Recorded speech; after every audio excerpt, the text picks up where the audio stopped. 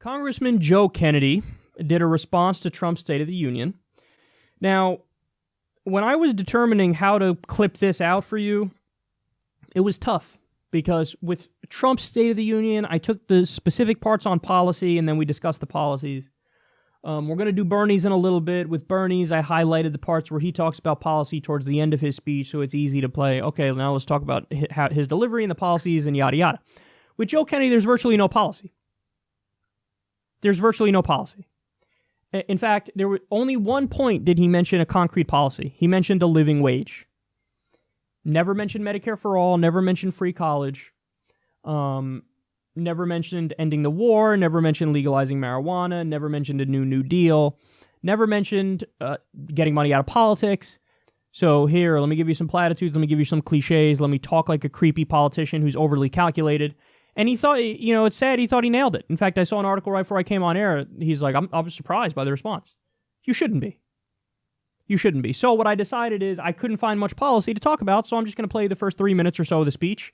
Now, I cut out the applause, and I cut out some of his long pauses, but let's take a look, and then we'll discuss. Good evening, ladies and gentlemen. It is an absolute privilege to join you all tonight.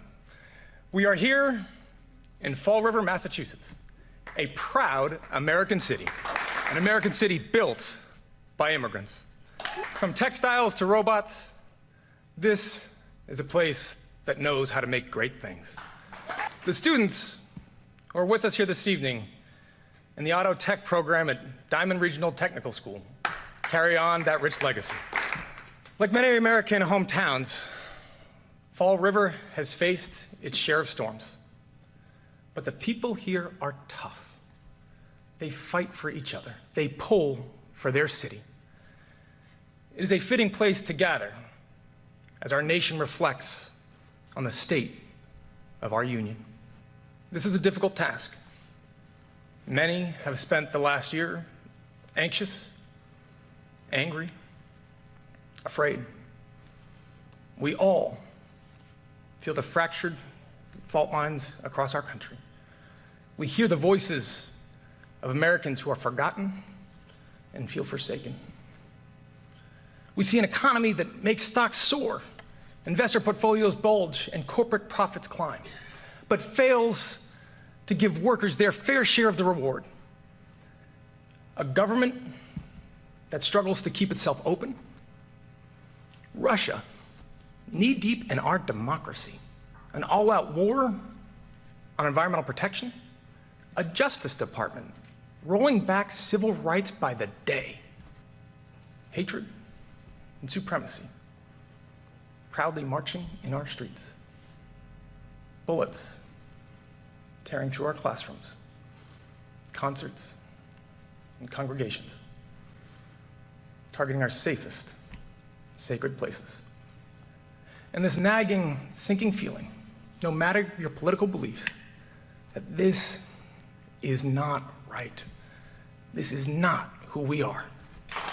Folks, it would be easy to dismiss this past year as chaos, partisanship as politics. But it's far, far bigger than that.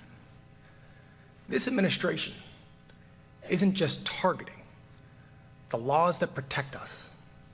They're targeting the very idea that we are all worthy of protection. For them, dignity isn't something you're born with, but something you measure by your net worth, your celebrity, your headlines, your crowd size. Not to mention the gender of your spouse, the country of your birth, the color of your skin, the God of your prayers. Their record is a rebuke to our highest American ideal, the belief that we are all worthy, that we are all equal, that we all count in the eyes of our law and our leaders, our God and our government. That is the American promise. Did a pre-State of the Union live stream, and I explained to you exactly how his speech is going to go. He's gonna basically say, "Hey, I'm I'm against bad things. I'm for good things. Okay, but what are those policies that you're for? Equality is good. Diversity is good. Republicans bad. Trump bad. And I believe in the American dream. That's exactly what he did. It's exactly what he did. The same tired old politician playbook. So let me tell you where his multiple fuck-ups there. You get into the heart of what's wrong with today's Democrats. He talks about corporate profits are soaring, but regular people aren't seeing the benefits. Great, so you just acknowledge there's a problem. What's your solution? Oh, you didn't get to that part. Weird. Donald, he's a bad guy. Donald Trump, he's bad. Donald Trump, he says bad things. He doesn't say good things. He says bad things. I know. What the fuck are you going to do about it? You got nothing to say about that. I'll do half the argument. Hey, here's the problem.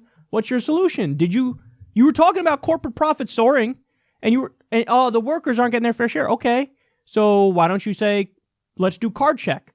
Let's ban right to work laws. Let's fight for unions.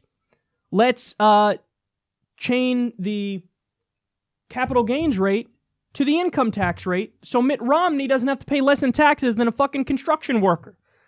But you don't say any of that. Now, again, his advisors tell him, policy. People are stupid. Don't tell policy.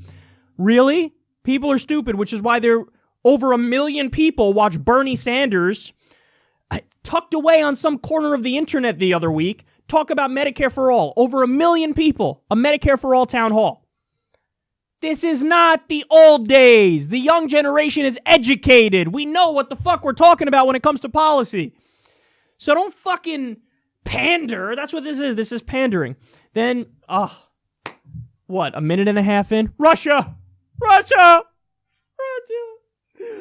And then goes right to hatred and supremacy. The bigots, they're bigots.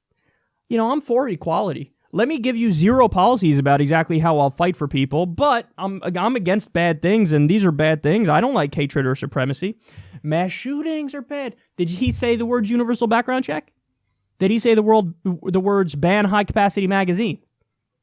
He didn't say that. Weird. It's almost like he wants to say flowery things to you and then do nothing about it, and then when you say, hey, you didn't do anything about that, he gets to turn around and go, well, I didn't say I was going to do anything. I was just saying it's bad that there's mass shootings. Corporate Democrat 101. By the way, this isn't just me mad about his style. Like I told you, he campaigned against marijuana legalization in Massachusetts. You progressive hero, you. What is it, 70 to 80% of the Democratic Party wants to legalize marijuana? Not Joe Kennedy. He takes a tremendous amount of money from Big Pharma. He takes money from Wall Street. He's swimming in super PAC money. He's not for Medicare for all. He's not the future.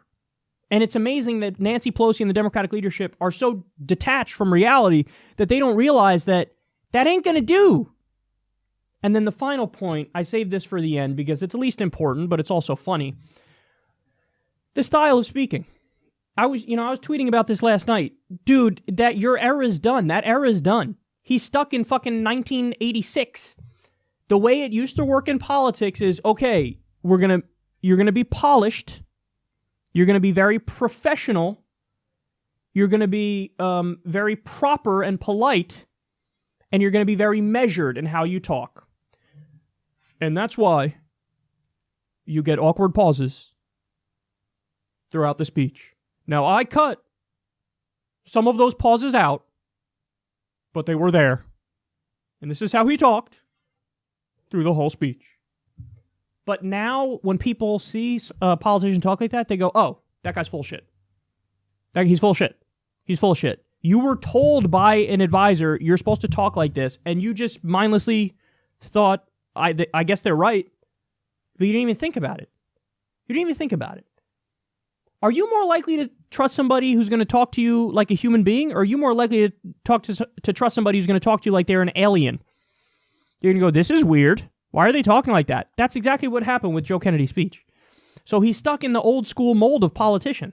Dude, that day is done. You have to either be a straight shooter or fake being a straight shooter. I mean, look at Trump. He's not a straight shooter. He lies like nobody's business. I mean, nonstop lies. But the way he talks, you go, oh, this guy's telling me the truth. Look at him. He's talking with his hands. It's unbelievable how he's talking. It's tremendous how he's talking. He's just shooting from the hip. He's talking like a regular person. So people look at him, and many people go, he must be telling me the truth because he looks like he's telling me the truth. He's a good guy. He's Donnie by the bar down the street. That's all that is right there. And it works. And it works. You have Bernie Sanders who does that on the left, and Bernie's right about shit and doesn't lie.